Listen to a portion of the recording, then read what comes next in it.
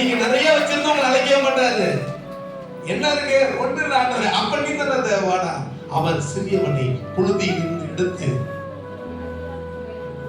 எளியவனை குப்பையிலிருந்து உயர்த்தி எடுத்து உயர்த்தி சொல்லுங்க, எடுத்து உயர்த்தி. என்னங்க வார்த்தை இதெல்லாம் பைபிள்ல.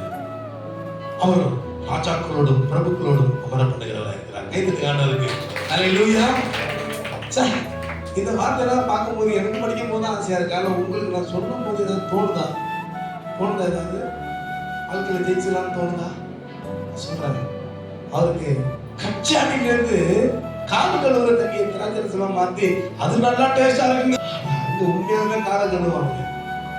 இருக்கு அந்த கச்சாடியில இருக்கிற தண்ணியை திராட்சரசமாய் மதுரமாய் மாற்றி கொடுக்க முடியும் அப்படின்னா, வெறும் யாரும் தொடாத தண்ணி அழுக்கு தண்ணிய ஒரு பெரிய காரியங்களா கொடுக்க முடியும்னா, கர்த்தர் நான் சொல்றேன், உங்களுக்கு உதவாத ஒரு காரியங்களை நீங்க எது ஏழ்மைன்னு நினைச்சிட்டு இருக்கீங்களோ, உங்க வாழ்க்கையில எதெல்லாம் உங்களுக்கு ரொம்ப மோசம் நினைச்சிட்டு இருக்கீங்களோ, என் இல்லாம எனக்கு சரியா படிப்பு இல்லை, என் பிள்ளைகள் எதிர்காலம் ஒண்ணும் இல்லை, என் குடும்பம் ஒண்ணும் இல்லைன்னு நினைக்கிற அப்படிப்பட்ட காரியங்களிலே என் கர்த்தர் மிகப்பெரிய அற்புதங்களை செய்ய வல்லவராக இருக்கிறார். Yes I receive it. நல்ல கரங்களை தட்டி எஸ் எஸ் எஸ் ஹalleluya. அதை உயர்த்துங்க.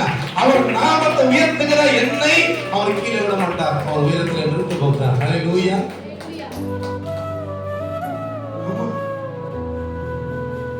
அவர் உயர்த்துற ஆள்லாம் பாத்தீங்கன்னா சிறியவன். சொல்லுங்க, அவர் உயர்த்துற ஆள் யாருங்க?